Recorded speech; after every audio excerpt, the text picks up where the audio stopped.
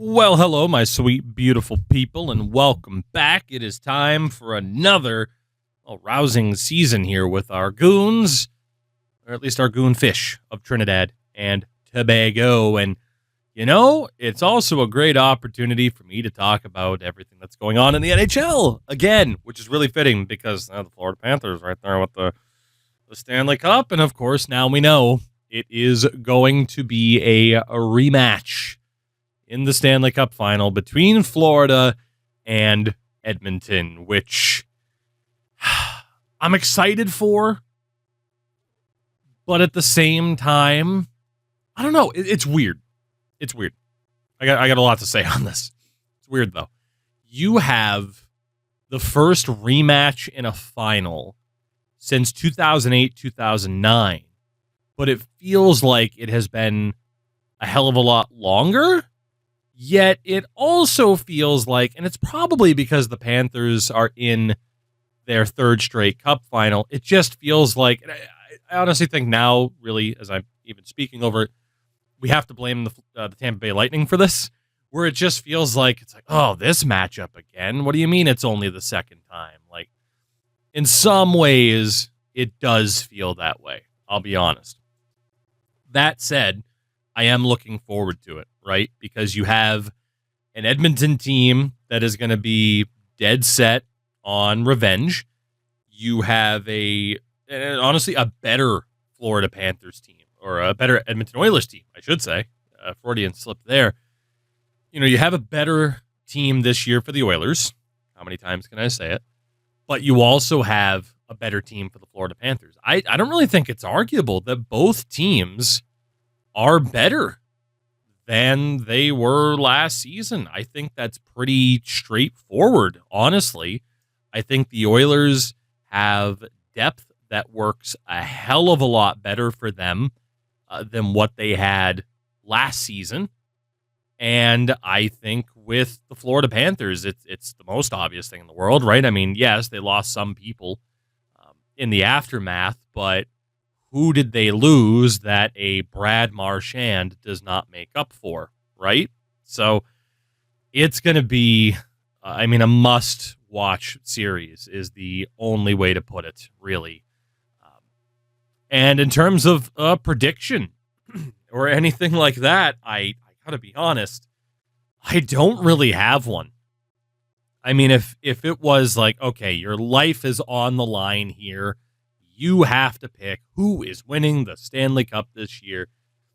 Gun to my head, I would have to go with the Florida Panthers just because I can't possibly doubt them at this stage. I can't.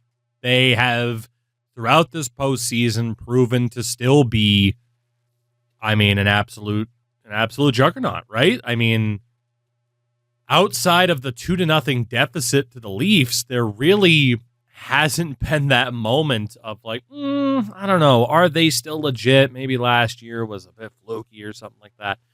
And even then, like when they were down 2-0 to the Leafs, it wasn't a thought of like, oh, last year was fluky or whatever. It was just like, oh yeah, a team that went to the Stanley Cup final, won it, or Stanley Cup final, lost it, then went back to the Stanley Cup final and won it. And now they're a little bit tired and the Leafs are going to get the better of them. Like that was very, very believable.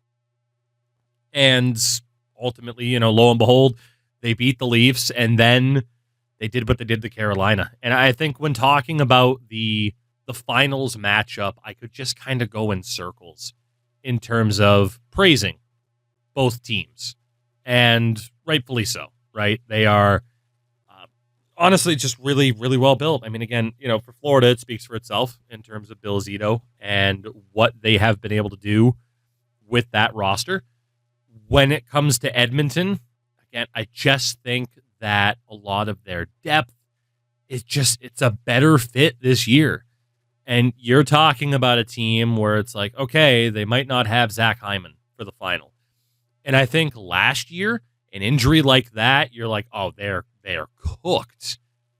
They might have the depth to survive not having Zach Hyman in the lineup. They honestly might, which is kind of surprising. I mean, you look at Game 5 against Dallas, and, well, what do you know? Jeff Skinner is able to step into that lineup and do really, really well. He's able to get a goal, his first career playoff goal, which is crazy to think about. So you have just a lot of those different elements, I would say, with that Oilers roster where they are just getting the best version of some of these players at the right time.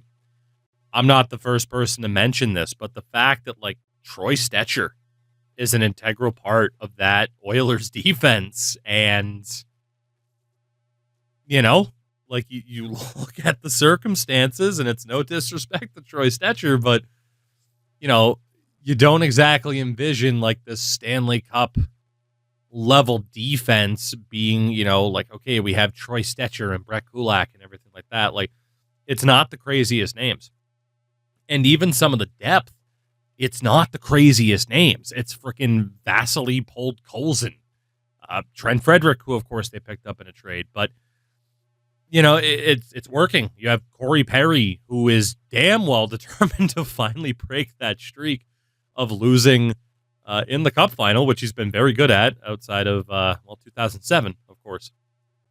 It feels like a different Oilers team, and it just makes me wonder, man, if they were playing anybody else other than the Florida Panthers, would I favor them? And the answer, my gut instinct is yes. If it was anybody other than Florida, I think I would easily say, yep, I am backing the Edmonton Oilers in this series. But the Florida Panthers have just made me a believer every step of the way. They really have. I cannot, in good faith, doubt the Oilers at all.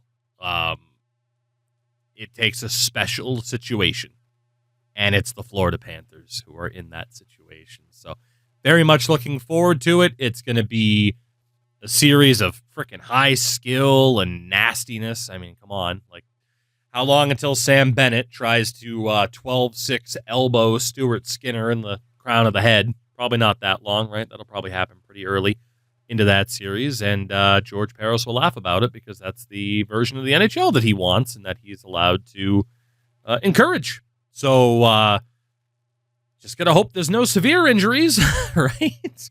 Although, who knows? Maybe the NHL will crack down on it because the guy who should be, is the face of the league, Connor McDavid, is in the series. So who knows? But as a neutral, it's going to be a blast to watch that.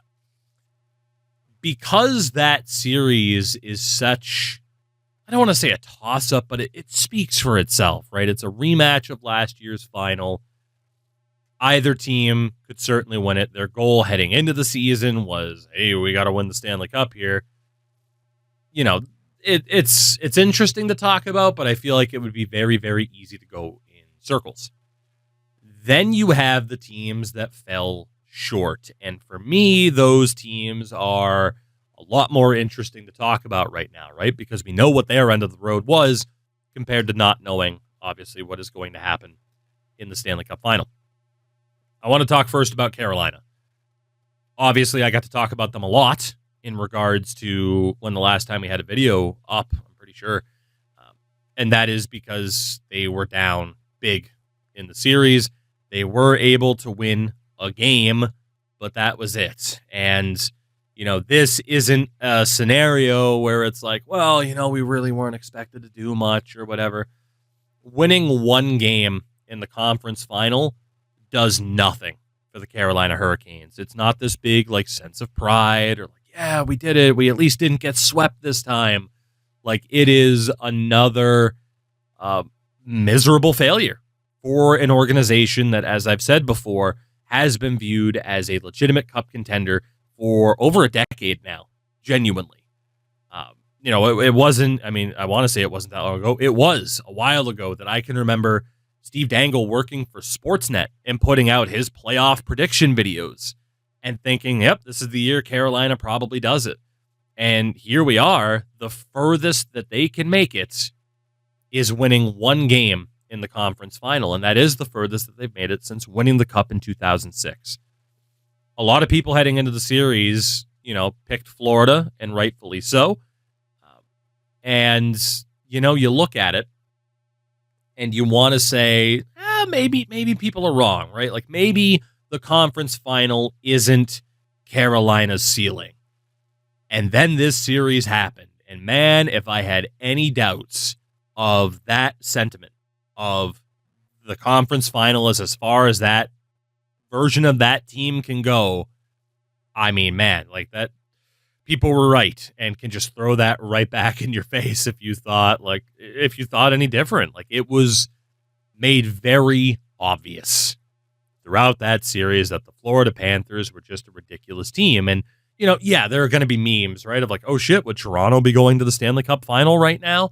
I mean, maybe, but do I think that series would have ended in 5 games in favor of the Leafs and just essentially pure domination throughout those 5 games? No, like the sense is it would have been a much closer series if the Leafs would have even have been able to beat them, right? We don't know. We'll never know. That's not the matchup that we got to see.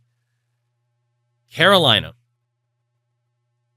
they're in such a weird spot right now. Because what do?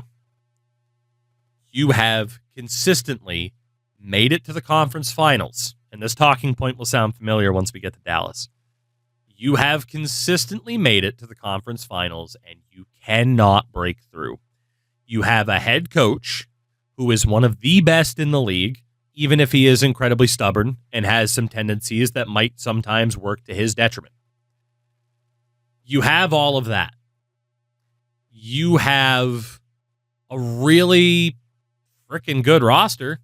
I don't think anybody can deny that Carolina Hurricanes roster is really, really good, but it's not good enough. What do? We spend so much time talking about the Leafs, and what do after so many playoff exits, right?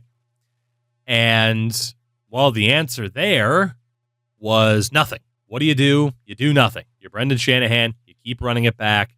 Eventually, you run out of kicks at the can. You're gone. Mitch Marner's 99.9% likely to be out the door. Now, where do they go? If you're Carolina, how proactive are you in this situation? That's one of the things that really took Florida to the next level, is that they were proactive in their situation. They had a really, I believe, like a franchise best regular season. You have Jonathan Huberdeau leading the way and Mackenzie Weegar on defense. And what do they say? Well, we got our teeth kicked in. We can't get past a team like Tampa. Drastic change is needed. They make that change. Now here they are going to the 3rd straight Stanley Cup final, and they very well could repeat as champions. Will Carolina and their front office and their ownership be willing to make those moves necessary to take that next step, or are they going to view it as, no, we're good, we just got to stay the course, we're just unlucky that we ran into Florida? Because Florida probably could have said the same thing with Huberdeau and Mackenzie Weegar, that, we're just kind of getting unlucky here. If it wasn't for, the Tampa Bay Lightning, we'd be right where we want to be. We just got to stay the course and we'll make things happen. They could have easily done that. And if they did, are you confident that the Florida Panthers are still where they are now, had they not made the moves involving, the likes of Matthew Tkachuk and Sam Bennett and every other move, of course, that they've made that continues to just make that team better and better? I certainly couldn't have the confidence that they would be in the same spot. And I feel like Carolina's in that make or break time now. Like, they've had a couple of kicks at the can. They tried to make the big move with Rantanen. Didn't work out. He didn't want to stay. It's tough to envision a situation where, the best move, Jesus Christ, are we signing Liam Pugh to a bunch of money? It's tough to envision a scenario where the best move is to move on from a coach like Rod Brind'Amour. Maybe it is. It's always the easiest move to make is to get rid of a coach, right? Like, they've had the change in terms of the front office and stuff like that. Easiest thing to do is to move the coach instead of moving a bunch of players. The free agent class isn't too crazy unless they look for another high skill player like a Mitch Marner or something like that. I mean, they didn't get Mikko Rantanen, so I could easily see them being interested. But then you also have the fact of the Florida Panthers did to them what they did to the Maple Leafs in the first place, and they bullied them. And that's what the Florida Panthers do. Again, the bullying style of playoff hockey is not just, allowed. It is encouraged by those who lead the Department of Player Safety. So the Florida Panthers built around that and said, thank you very much. And here they are. So it just makes you wonder where Carolina goes. And I'm very, very intrigued to find out the answer to that, because it's one of those make or break scenarios for a team that is on the cusp of being good enough. And do they do the right thing, like the Florida Panthers, or do they do the wrong thing? And we've seen teams do that in the past as well, where they course correct after falling short and they go down the wrong path. You know, they course correct, they end up going in the wrong direction. And the one team, there's a bunch of teams that could be used as that example.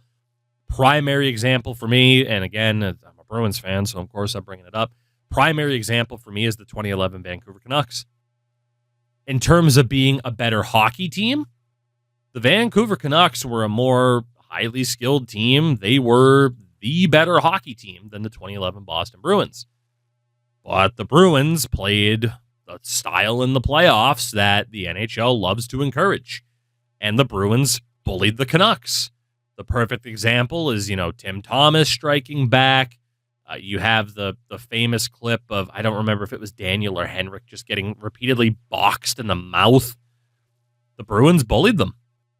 And the Canucks, in response to that, had a couple of options, and the pathway they chose was to say, okay, we really got to toughen up here. And that screwed them. It did. Like, they had a roster that was good enough, and they overcorrected and overreacted to that 2011 loss, and it set the franchise back a while, as Canucks fans can tell you. So what path does Carolina go down? Do they make the major adjustments in a good way? Do they make major adjustments in a bad way? Do they not make any real major adjustments at all and try to stay the course? I mean, it's tough when, again, they have been viewed as a contender for the past 5, 6, 7 years, yet they haven't been able to break through.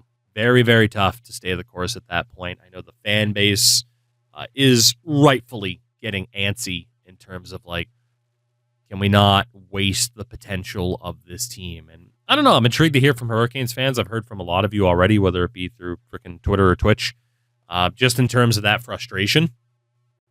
And I don't know. I don't know what the answer is for that team at this time. I don't know if it's even possible to say what the answer is. Very similar to the Leafs, though. We know that the team in its current form isn't going to likely be back, right? I mean, you're always going to have changes at the end of a season, but, you look at the Canes and it's like you have a couple UFAs like Roslovic, Robinson, and then defensively is the big one, Orlov and Burns. And I don't know. I mean, I would presume that Orlov especially is gone. I don't think I've seen a single Hurricanes fan speak positively about Dmitry Orlov. I know as a Bruins fan, I'm feeling like the Bruins kind of avoided a bit of a rough situation, so I'm not too upset about that. If Brent Burns comes back, it's got to be for dirt cheap. And I mean, man, the dude's 40. There's a legitimate argument that maybe, it's time for Brent Burns to go. Could be, which would be a shame. Because, I mean, he's one of the most familiar faces of the NHL for the past, 15 plus years. And, of course, they already re-signed Freddie Anderson and stuff like that. So, I mean, they'll have some cap space. They'll have some holes in the roster that they need to fill that they'll likely be able to fill with, some of the built-in options, right? Like, someone like Nikishin is going to step into that defensive core unless, unless Brenda Moore doesn't like him, I guess, which could be a possibility. Scott Morrow, of course, ended up playing in the playoffs as well. So there's just so much that they could look to do. And it's funny because, I mentioned it. We'll talk about it after, and now's that time. The Dallas Stars are also in a really interesting spot because it's been talked about a lot in regards to the Carolina Hurricanes and falling short in the conference finals. The Dallas Stars now have quite the track record themselves in terms of falling short, particularly in the conference finals. And that's the organization as a whole. That's Peter DeBoer. In general, there's a lot of that and falling short for the Dallas Stars. And again, what direction do they go in? Do they say, oh, okay, well, we just ran into a really good Oilers team. Well, that's the best player in the world on their squad. What are we meant to do? You know, you could settle for that excuse. Or you could also say, but damn it, we're the Dallas Stars. We have a sick team. We were built to succeed in the playoffs. We fell short again. Something's got to give, right? And again, that's the question. What pathway do they go down? What adjustments do they make? The roster's going to be interesting, right? Because it's another team that they've done a good job of committing and trying to win. Like, they don't have a first-round pick right now until 2027. And in terms of those pending UFAs, again, you got some money to play with, right? Like, Jamie Benn's deal is up, man. $9.5 million off the books for the captain, Jamie Benn. Could he go back to Dallas? Easily. Does it need to be, like, dude, even half of that $9.5 million? I think a good amount of Stars fans would be like, okay, that's still probably a little bit much for Jamie Benn at this point. Like, he needs to transition to that phase of, I am going to accept, like, bare minimum. I've made my money. I am 35. I am desperate to win a Stanley Cup. But will he? Right? It's easy to say that, but if you still have teams that are willing to pay you a boatload of money, you might not win a cup, but hey, you add to further generational wealth. So there is that argument. But Granlund's deal is up as well. That's $5 million off the books, which is nice. You know, obviously an element here is Mikko Rantanen's making almost $3 million, more than what he was making this season. But Granlund's going to be out.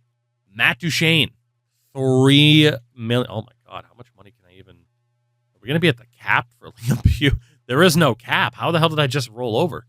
The hell did I miss? I guess we hit the maximum contract amount. Good Lord. He doesn't want any more term. All right, we might just have to wait for Liam Pugh then. No off-season training for you. But Matt Duchene is also out of contract right now.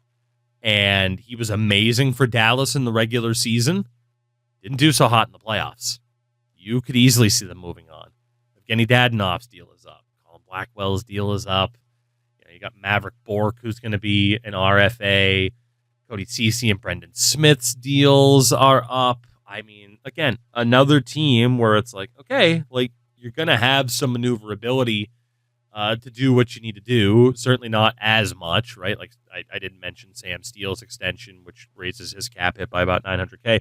And then obviously the big one's Wyatt Johnston, who's going to start making $8.4 million per season, which he did not have the best playoffs either, but he's 22, so, you know, you're still banking on your future, right?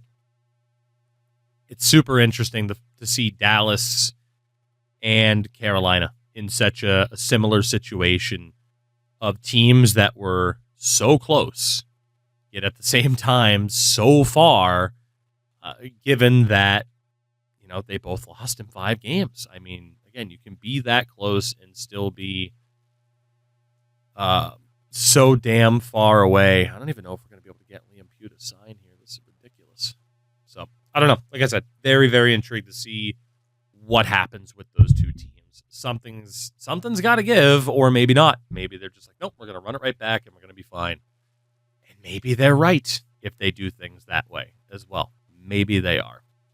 But with that, we can change our focus here to what this roster is going to look like in the preseason. I think we probably will sim another regular season here. We just got to see what we want this roster to be.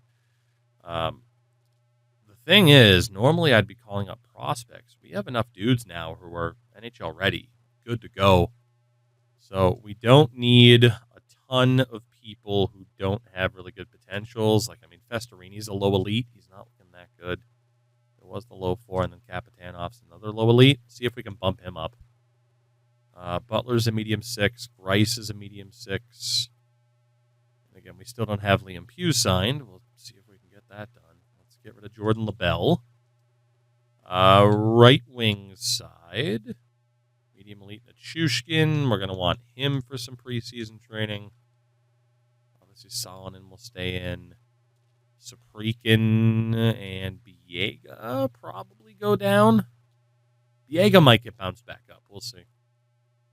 Let's see. Low 6 for Menino. Again, I'm still not a big fan of low 6 potentials in this game. We do have Victor Kolesnik, who, of course, we took in the first round. Anybody else? Of course, the one thing we've barely been able to get here is centers. Like, it's kind of ridiculous. I think that'll be good enough. We are going to have to set up some goals for the season and everything like that, too. Thankfully, we don't have to set it up for everybody.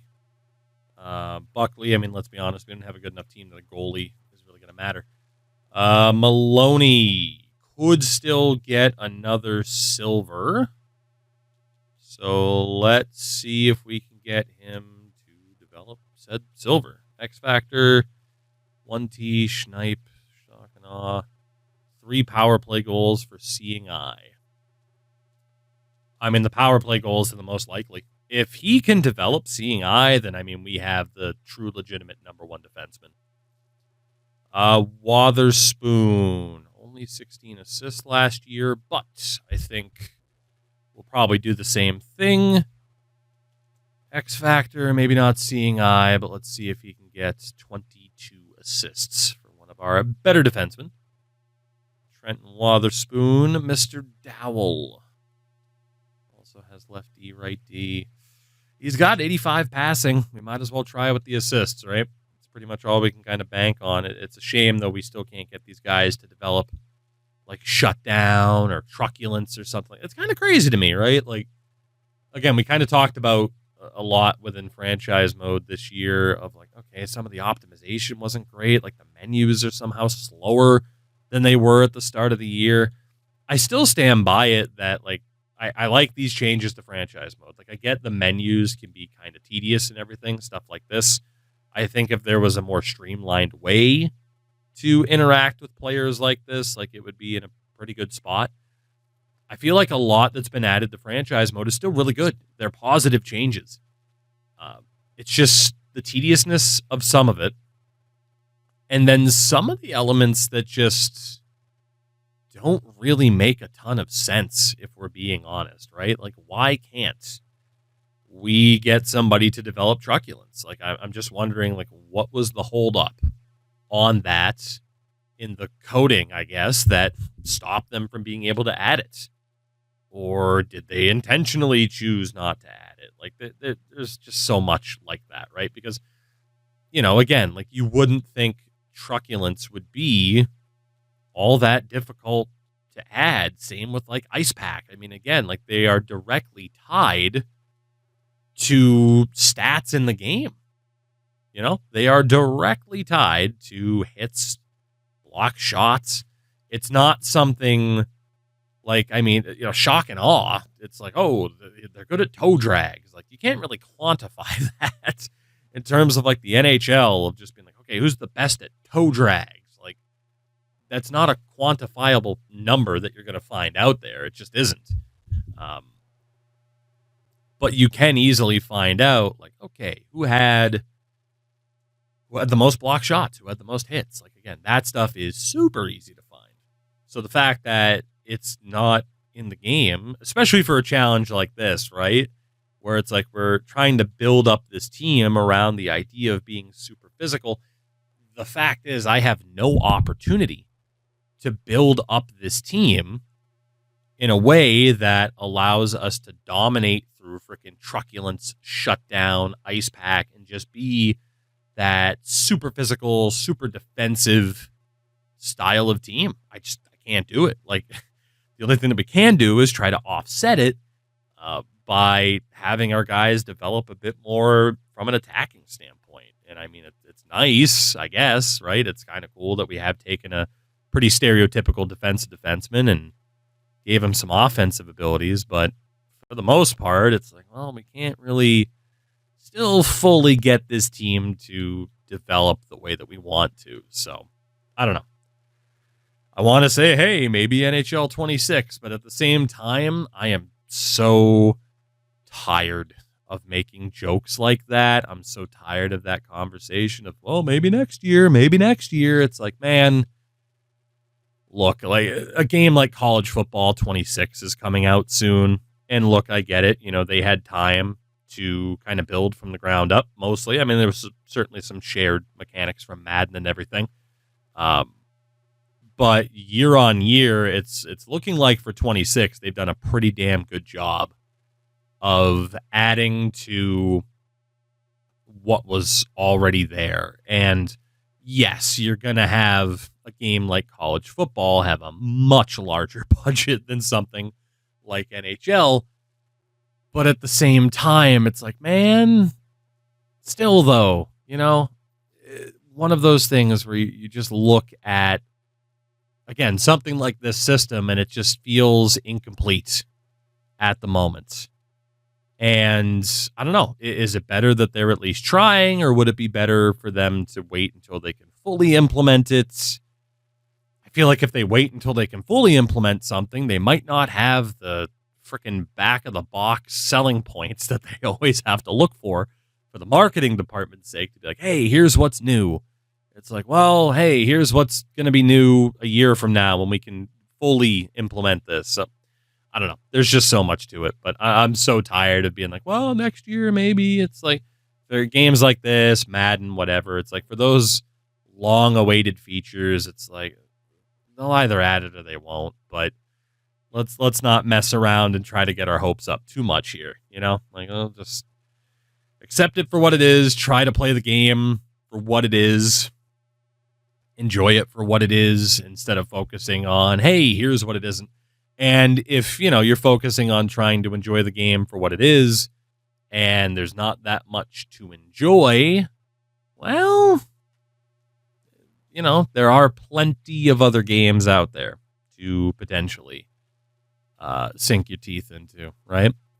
Let's go Hart Trophy for Pete Walters. I feel like he has a legitimate shot at accomplishing that this year. Lundberg. He's good, man. All we got to do is try to get another silver. That's all we got to do. He's in a very, very good spot. As the, actually, I think left wing, right wing was what we wanted. I needed to check if he was doing it center. Go for Schneip, 17 goals. We can do that. Let's see. Lundberg. He actually would be a good center. And if we could change him to grinder, that would be decent too. So let's see. There were some other players. I feel like there were some right wingers. I forgot to set that up to be like, hey, can you switch to power forward? Maybe not, though. That's a part of the mind numbing that this system provides. It's very easy to forget what you have done while also trying to talk at the same time. Ethan Belchitz, we got to go for a silver or gold, and definitely try to switch him back to power forward.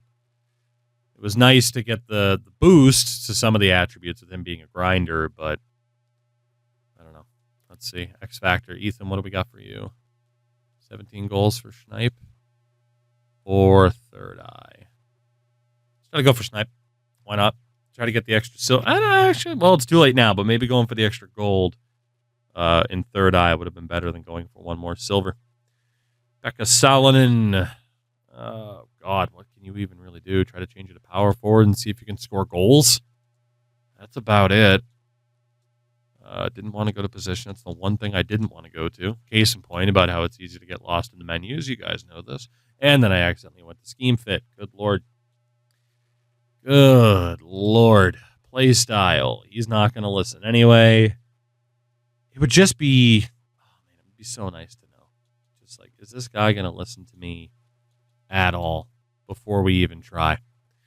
We still have a fair amount of these to go through. So you know what? I might just finish the rest up off stream or off video, but you know what? Yeah, screw it. Let's stick around. Lindstrom, you were freaking terrible last year. Oh my God. Positionally, he was fine. Just keep hitting the wrong ones, dude. My brain is like melting out of my ears. Can we go power forward? Very convincing. Apparently.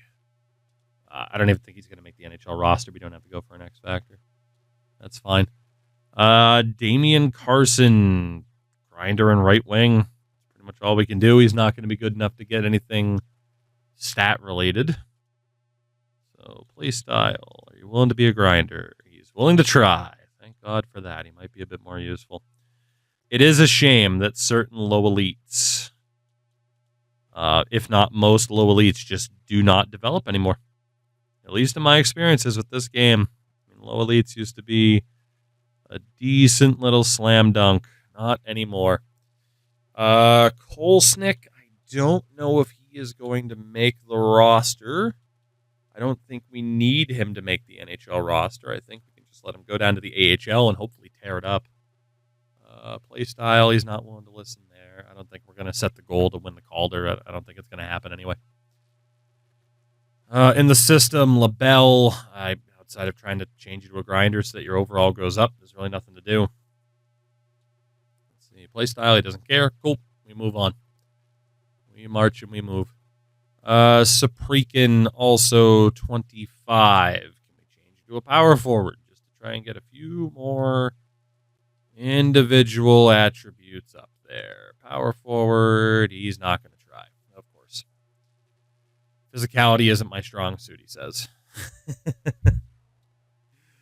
See, again, it's stuff like that that is going to have people tire of this system very, very quickly, even if it's a good system. You want to reiterate that it's worth the time. The time you sink into the menus, it's going to be worth it. And then you have something like that happen where clearly that guy's best aspect is physical play. And just, Chief, sorry, I'm not good at that. Like, it just doesn't work, man. Doesn't work. Cappy is an enforcer, so we'll leave him there. Let's just see if he can play right wing. Again, just to theoretically help out in the future with some chemistry. Line chem is still going to be pretty important for us if it actually does anything, but we might as well see if it does. And then Lundberg, we're going to go right wing grinder for you. Still sucks we have to sign Liam Pugh as well. Let's see, right wing. Of course not. Will you be a grinder? Please. Possibly. No. Not sure my physicality matches up to what's required for a grinder. I mean, at least in this instance, he's right, although it's one of two things he has a 1-star in. And then the center, Colborne. And he's a decent enough center. Let's go left wing grinder. I don't think we're missing out on any sort of opportunity by being like, hey, put up some points. I don't think that's going to happen. Colborne, position, secondary position, left wing. Of course not. And again, we don't have like any natural centers on this team. Cool. So we're good. We are good. We will have to fix around the scouts shortly. But preseason training, the focus is going to be what? The extra strength, body checking, and aggression's not too bad. The boost to puck control would be pretty good too, but we really don't want to slow this team down at all. Because, again, with the type of players they are already slow as hell. Drop to offensive awareness, or the general awarenesses make the shot worse. Or the goalies, which isn't really worth it either. Let's keep trying to offset the puck control that we lost, I guess. This one's a 1-3. We lose some defensive awareness. Let's go for the skill training this year. And then our coach seems to think it'll be a bit before we make the playoffs, which, again, obviously, like the current version of this team isn't what the finalized version is going to be. I don't even know. Did Pugh even... I don't remember what his response was. If he even had a response. Okay, I don't think he did. Let's go talk to him really quickly before we run out of time. RFA, Liam Pugh. Buddy, we need you to sign. Can I give you more money than what you're looking for. Is that going to make a difference? Yes, it is. Good. Didn't I offer him like $16 million and he rejected it? Like, what the hell is that? There we go. 8.7 for the year. All right. Liam is signed. Good. It's already too late to get him the preseason training, so we're just going to send him down until the season starts. And we actually want to go back to view contracts really quickly. In the system, Liam Pugh. What do you have for abilities? Was he the one with the full house? Yes. So the only thing to do for him is, again, set him up to try and win MVP.